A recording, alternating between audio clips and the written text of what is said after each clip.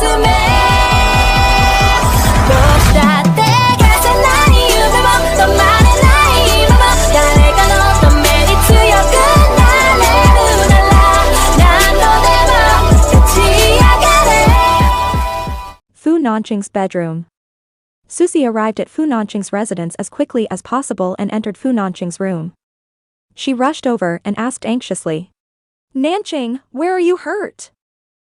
Why don't you go to the hospital?" Zhuxi looked at him. The man was still wearing his handmade black suit, and he was leaning back lazily in his bed. His long legs, encased in trousers, stretched out to her feet, exuding the aura of a mature and charming business executive. She reached out to examine the man's injuries. "Is it serious? You show me." She reached out to examine the man's injuries, but the muscles under her fingers were firm and strong, and his pulse was strong. He didn't look injured at all. "I'm fine, Cece." She paused, and then she saw the man looking at her and smiling. You're not hurt?" "Fu Nanqing, you liar! You weren't injured at all." Zhuxi realized what was happening and stood up, yelling. She tried to turn around, but Fu Nanqing quickly pulled her back. Fu Nanqing pulled her into his arms and comforted her gently.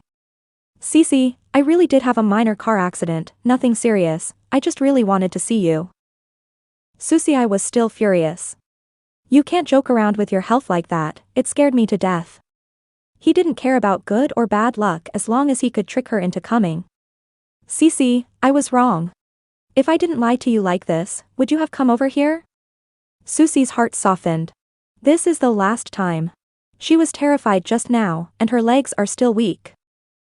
There was a document on the desk. Zhuxi frowned. "You still have work?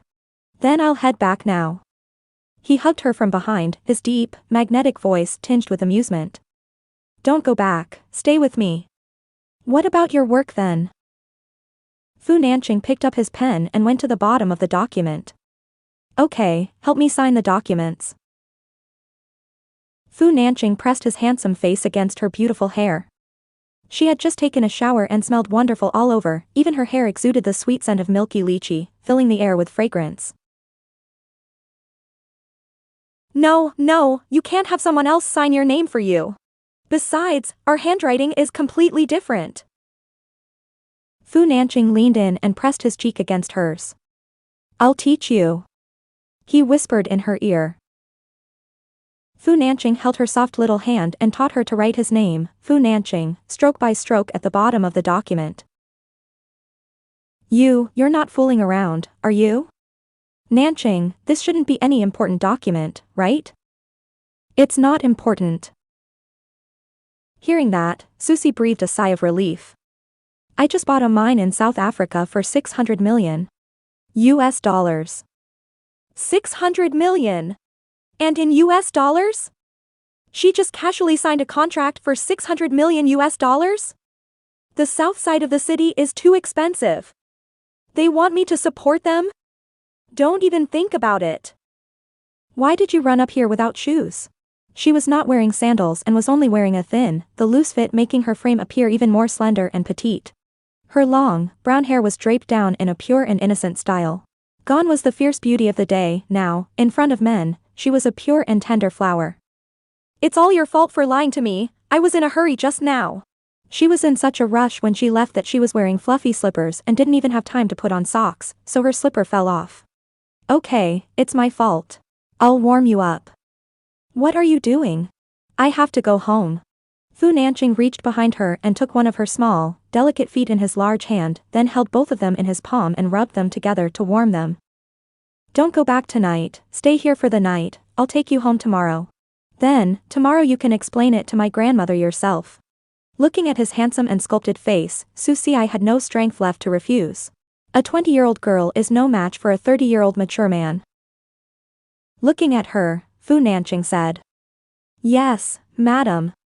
He lowered his head and kissed her, then closed the lounge door with his elbow. Zhuxi slowly wrapped her two small hands around his neck. A small section of her slender legs peeked out from under her long white down jacket, now hanging down on either side of the man's suit jacket and swaying in the air, exuding an indescribable allure. The next day, Zhuxi slowly opened her eyes and found herself still on the large bed in the lounge, but the bed next to her was empty. Fu Nanqing had already gotten up. I actually fell asleep. She checked the time, it was already 9 o'clock. Zhuxi sat up abruptly. Good heavens, why did she get up so late? The sun was shining brightly outside and had already reached her bed. She touched her lower abdomen, which was now 3 months pregnant and was slightly protruding. The bump isn't very noticeable now, but it will definitely get bigger in a while. Her relationship with Fu Nanqing was sweet and harmonious, so she should find a time to tell him about her pregnancy. At this moment, Fu Nanqing came in and brought a delicious and sumptuous breakfast. The man was wearing a white shirt and black trousers, and he looked radiant. Are you awake? What are you thinking about? Nanqing, I have something I want to tell you. What's going on? Actually, As soon as the words were almost spoken, the sound of the cell phone rang loudly. Zhuxi wanted to say something, but at that moment, Fu Nanqing's phone stood up. You answer the phone first. Fu Nanqing pressed the answer button from Lu Yao. What wrong? Nanqing, my grandmother gave me a chance to take charge of the cooperation between our two families. If it succeeds, Jiaoyi will be mine. From now on, please contact my secretary regarding company matters. What's wrong? What did you want to tell me just now? Zhuxi raised an eyebrow. She didn't know that Lu Yao was going to collaborate with Fu Nanqing to become the perfumer for Jiaoyi. Nothing. The engagement has just been dissolved, and their two families still have business dealings. Let's find a better time to tell him about the child. Next episode preview.